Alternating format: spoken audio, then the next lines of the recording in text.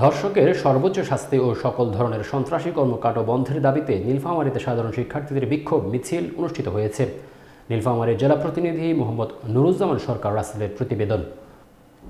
24 ফেব্রুয়ারি 2025 খ্রিস্টাব্দ সোমবার দুপুরে নীলফামারী শহরের কেন্দ্রীয় শহীদ মিনার থেকে একটি বিক্ষোভ মিছিল বের হয়ে শহরের প্রধান সড়ক প্রদক্ষিণ শেষে শহীদ মিনারে এসে আলোচনা সভায় মিলিত হয়। আলোচনা সভায় বক্তব্য রাখেন নীলফামারী বৈষম্য বিরোধী ছাত্র আন্দোলনের আহ্বায়ক সৈয়দ মেহেদী হাসান আশিক, ছাত্র প্রতিনিধি শ্রেষ্ঠ সরকার, বৈষম্য বিরোধী ছাত্র আন্দোলনের সদস্য সচিব আলিফ সিদ্দিকীর প্রান্তর। এ সময় উপস্থিত ছিলেন ছাত্র প্রতিনিধি ইসমাইল হোসেন, সৈয়দ গোলাম আজম, মুজাহিদ আলী শাহ, রুদ্র গোলাম ইসলাম, গৌরঙ্গ শর্মা সহ সাধারণ শিক্ষার্থী। আমাদের মা বোনরা কেন স্বাধীন নয়? আজকে আমি স্বরাষ্ট্র উপদেষ্টাকে বলতে চাই, আপনি কি করছেন? আপনার কাজ কি? আপনি কেন ব্রিফিং করবেন?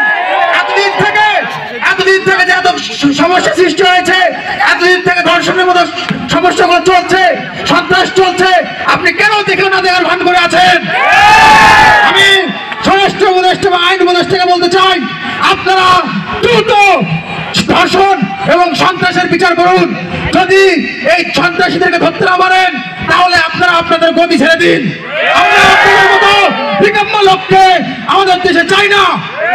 আপনারা জানেন বর্তমানে যে পরিস্থিতি, এই পরিস্থিতির জন্য ফ্যাসিস্ট আওয়ামী দায়ী।